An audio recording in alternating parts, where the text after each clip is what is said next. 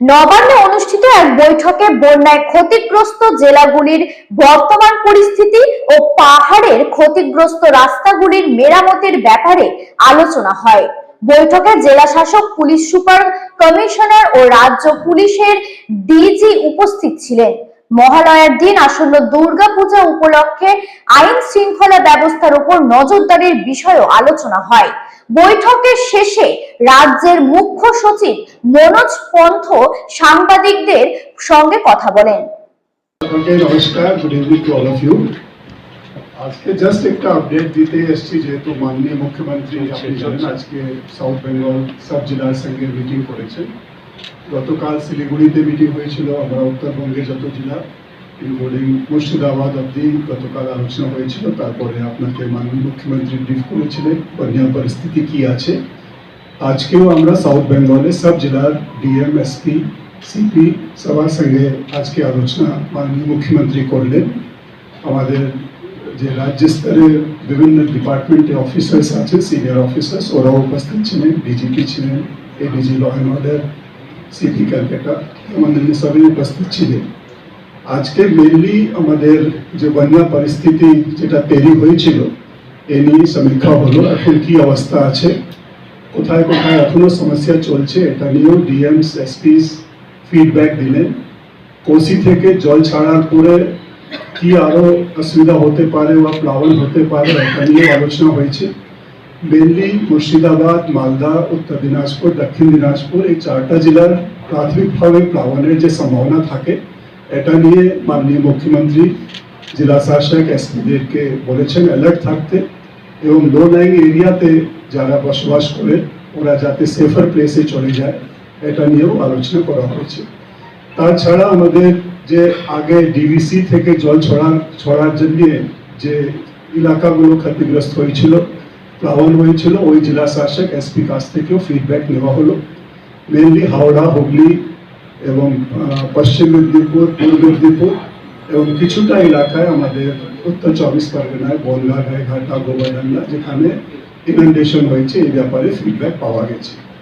মূলত যেটা নির্দেশ ছিল যেহেতু অনেক মানুষ এই প্লাবনের জন্য ক্ষয়ক্ষতি হয়েছে, ওদের বাড়িঘরগুলো ক্ষয়ক্ষতি হয়েছে, পার্সোনাল বিলঙ্গিংস এই ক্ষয়ক্ষতি হয়েছে, সেই জন্য যে রিলিফ অপারেশনস আমরা শুরু করেছি এটা চালিয়ে যেতে হবে যতক্ষণ নর্মালসি পুরোপুরি রেস্টোর হচ্ছে না।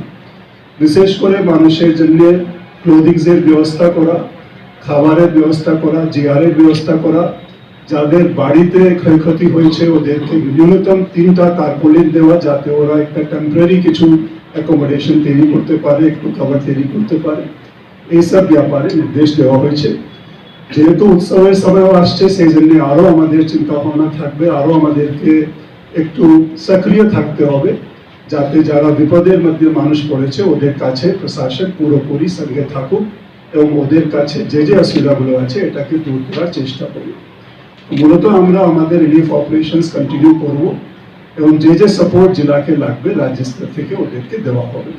এটা প্রাথমিক যে প্রাকৃতিক বিপর্যয় হয়েছে এর জন্য আলোচনা হলো। এছাড়া পাহাড়ে যেটা গতকাল মাননীয় মুখ্যমন্ত্রী বলেছিলেন, রাস্তাঘাটের যে ল্যান্ডস্লাইডস গুলো হয়েছে এটা নিয়েও আজকে আমাদেরকে নির্দেশ দিয়েছেন। আবার যাতে আমরা কনসার্ন যে এজেন্সিজ আছে, ন্যাশনাল হাইওয়ে হোক অথবা পিডব্লিউডি হোক, ওদের সঙ্গে বসে আমরা এই সমস্যাগুলো মেটাতে পারি। ন্যাশনাল হাইওয়েগুলোতেও অনেক জায়গায় যে ড্যামেজগুলো হয়েছে এটাও ওদের সঙ্গে টেক আপ করে আমরা যাতে ওদেরকে বলতে পারি কি ইমিডিয়েটলি রিপেয়ারিং এ কাজ করা হোক, নাহলে ক্রেটার্সগুলো যেখানে ডেভেলপ হয়ে যাচ্ছে ওখানে জল ভরার জন্য অনেক সময় অ্যাক্সিডেন্টের সম্ভাবনা থাকে, এটা যাতে ইমিডিয়েট রিপেয়ারিং এ কাজ করা হয় এর জন্যও আমরা ওদের সঙ্গে কথা বলবো, এই ব্যাপারেও নির্দেশ দেওয়া হয়েছে।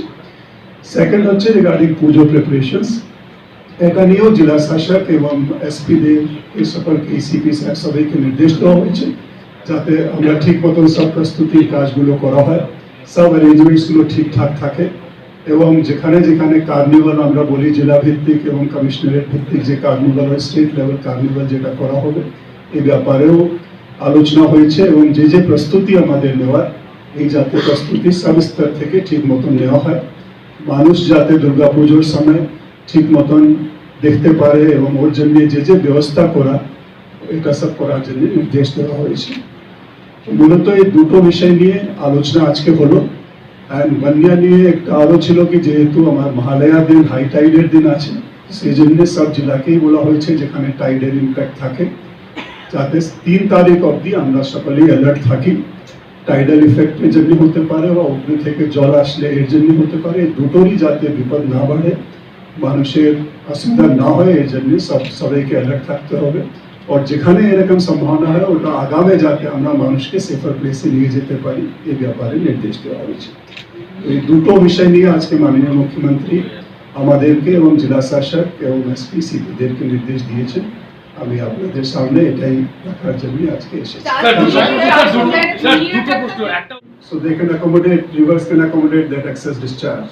So when the rivers are already in spate and then you discharge suddenly, then the entire change that has been alerted to the authorities on change in rainfall patterns, because one of the See, that impacts we of are climate observing, change but is this that is part of the retreating monsoon generally, which ends in the month of mid of October. So this is maybe part of the retreating monsoon, but the sudden rainfall in a very short duration leads to this type of situation.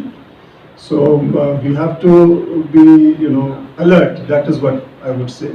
And of course, release of water has to be well calibrated from the dam systems. Then only, things would be normal if when the river technicalities which we all have to understand.